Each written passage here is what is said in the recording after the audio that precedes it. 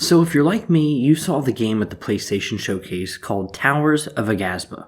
And while that's clearly a unique name, many touted this game as simply a survival game mixed with Breath of the Wild, or I guess Tears of the Kingdom now would be the better terminology. But in short, Towers is an open world experience where players can build vast settlements and grow sprawling ecosystems on their very own fantasy island. For some of your need to know information, this is coming from the studio Dreamlit Incorporated. And a little fun fact for you, they call themselves the Dream Team, which is really clever. And this game is coming to the PS5 and of course on PC. Now, as for when the game is coming, we don't know too much as of right now, only that the game is coming sometime in 2024. But with that basic information out of the way, I feel like you're actually ready to know, between the PlayStation blog releases, the Steam page, and even, of course, the trailers themselves, everything we actually know about Towers of Aghasba.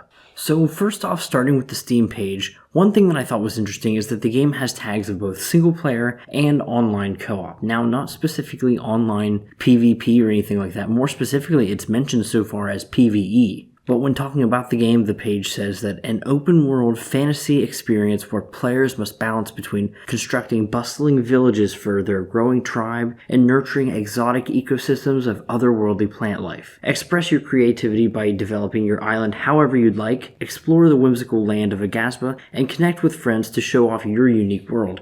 So in this essence, I think of it more of like Animal Crossing, where you can visit someone's unique island, but maybe that's just me kind of reaching for the weeds with that. But continuing on, it says that we're going to need to explore, and by doing so we will climb to jaw-dropping vistas, befriend bizarre creatures, and uncover the rich history of the sacred island of Aghasba, which we see little snippets of gameplay throughout the trailer and little GIFs shown on the Steam page that show just how intensive this environment actually can be and how beautiful it really is. And as previously mentioned, you're going to have to build. You're going to plan sprawling villages, and we see a little bit of building placement. You're going to customize your buildings and watch your settlements come to life as they're inhabited by members of the Shimu tribe. But in balance with that, you're also going to need to grow. As previously mentioned, you'll have to bring life back to a devastated land. Nurture the growth of the living, breathing ecosystems composed of fantastical flora and fauna. And while I'll get into it in the PlayStation blog in just a moment, just how far we're going to go with this,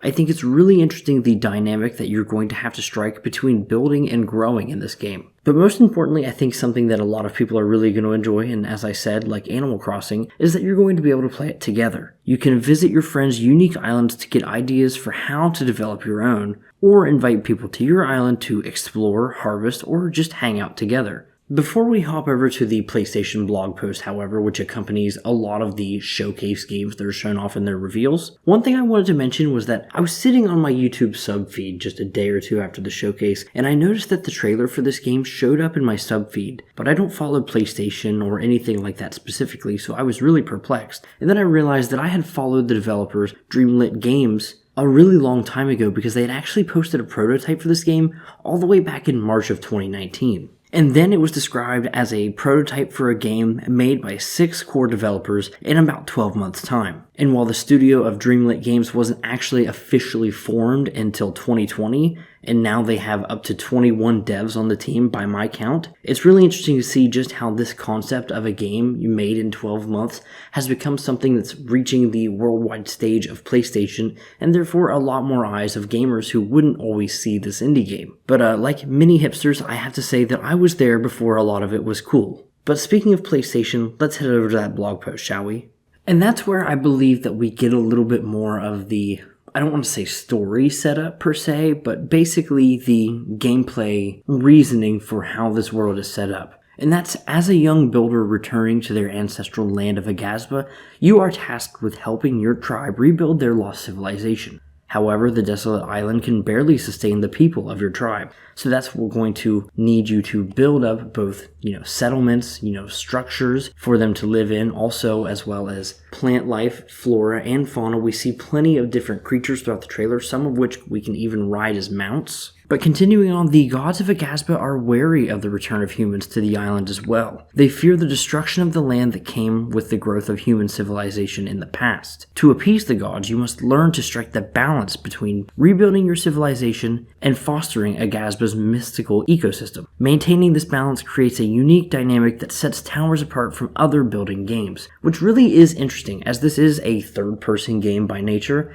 It almost feels like a city builder in a lot of ways, but way more hands-on, especially in the almost seemingly moral dilemma of, do I want to build up the ecosystem more or help out my tribe? Either way, I think this could be an interesting game to play maybe two different ways, one of which being a full-blown, human catastrophe parasitic environment, or the full-on nature, Avatar type shit. That would be really cool. Speaking of Avatar, you definitely see a lot of influence from James Cameron's world here. At least in my opinion, maybe that's just random sci-fi fodder, but a lot of the larger creatures and environments and the way they play into the nature of the world really just feels like something straight out of Pandora. Following with that theme though, however, we have regrowing Aghasba's diverse and complex ecosystems will ensure the survival of your tribe, while earning the favor of the gods. Every ecosystem attracts unique flora and fauna that will provide the resources you need to build your settlement and advance your civilization. Watching the Deadlands come back to life from your own actions is truly a sight to behold, which is something that is really interesting to see. What little snippets we have from the gameplay, it shows the dead environments, but then also the sprawling cities or even the growing plant life as you interact with them, and it is so cool to see this change almost in real time as it cuts from one scene to the next.